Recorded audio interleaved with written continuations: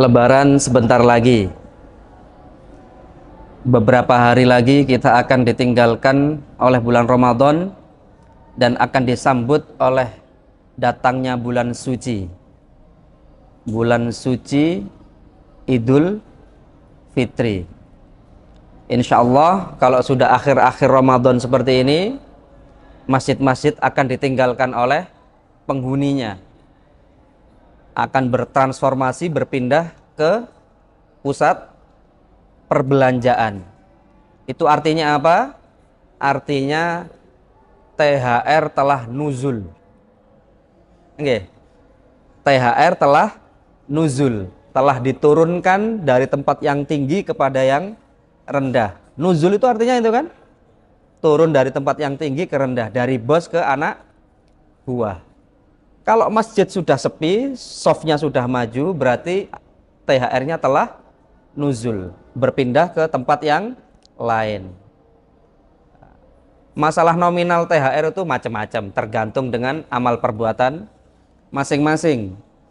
Ya, ada yang 5 juta, ada yang 10 juta, ada yang 1 juta, ada yang 500, macam-macam. Macam-macam. Monggo saja. Monggo saja masjidnya ditinggalkan kemudian pindah ke mall, ya silahkan saja. Wong toh juga tarawih itu sunnah. Gitu. Nggih ya. Niku dalil iku isan. Dalile wong males. Padahal belanja itu ya bisa siang hari, bisa pagi hari, bisa sore hari. Kerja Ustadz saya Ustadz. Ya kan bisa istrinya, bisa siapalah gitu.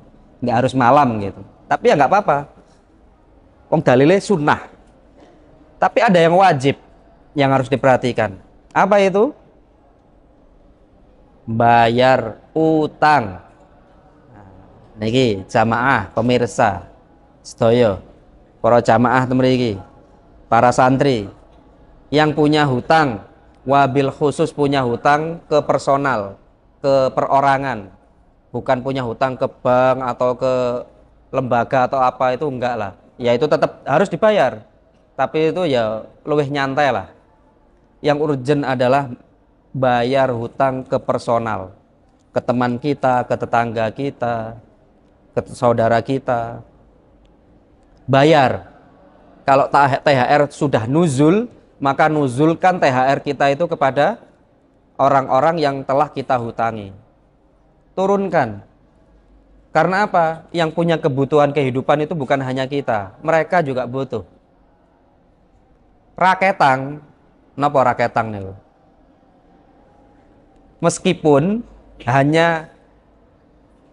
hanya bisa membayar hutang itu katakanlah hanya 50.000, 100.000, berikan WA, bro, alhamdulillah THR ku wis cair, alhamdulillah THR saya sudah cair, tapi THR saya ini nggak banyak, kebutuhan saya juga banyak, tapi saya punya hutang ke sampean, boleh nggak kalau saya hanya nyicil 50, 100.000?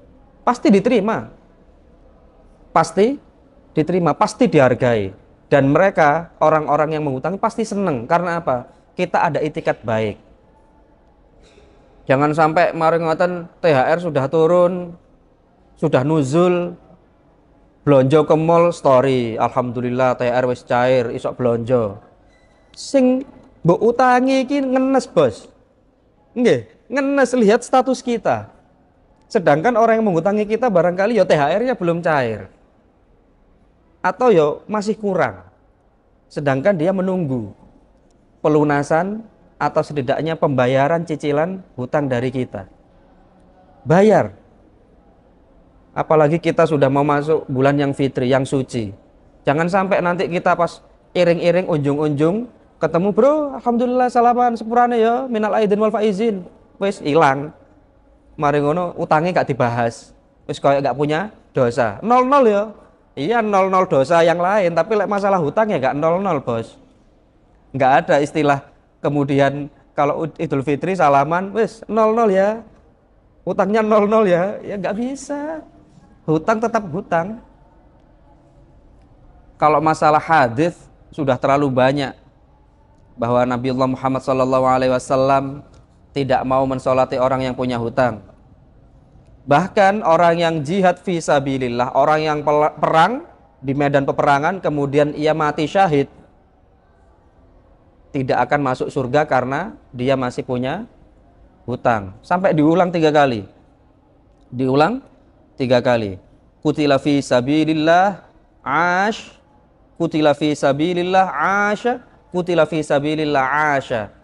Dia mati di medan perang, dihidupkan kembali. Dia mati di medan perang, dihidupkan kembali. Dia mati di medan perang, kemudian dihidupkan kembali.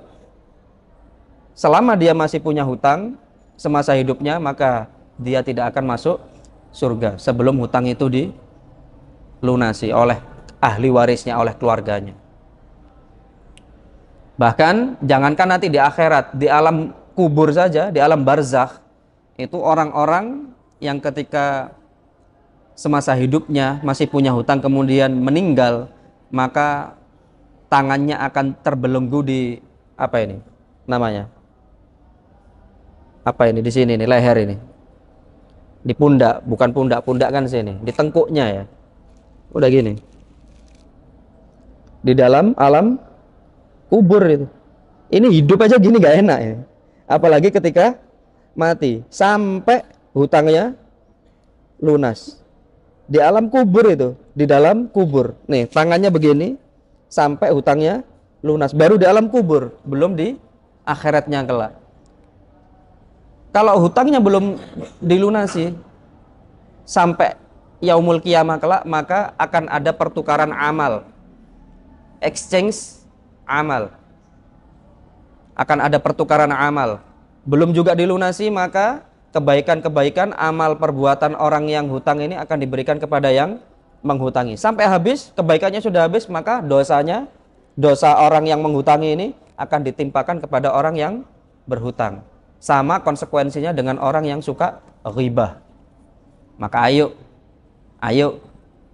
yang THR-nya sudah nuzul, ingat hutangnya, terutama kepada perorangan, kepada saudara kita, tetangga kita, kepada teman kita. Dibayar 50.000 kayak 100.000 kayak, atau minimal andai kan belum bisa karena sama-sama punya kebutuhan, WA, bro, mohon maaf ya, ini sebetulnya saya sudah cair THR-nya tapi kok ternyata belum bisa, minta penangguhan lagi ya, minta waktunya lagi ya. Komunikasi, jalin komunikasi yang baik, sehingga apa? Sehingga orang yang menghutangi kita, yang pernah baik membantu kita, itu ridho hatinya, gak mededek, gak mangkel, gak gerundel hati ini. Maka WA, di WA minta pertangguhan lagi, minta tempo lagi, sehingga sama-sama ridho, sama-sama enak. Jangan sampai sok innocence gitu, kayak gak punya dosa.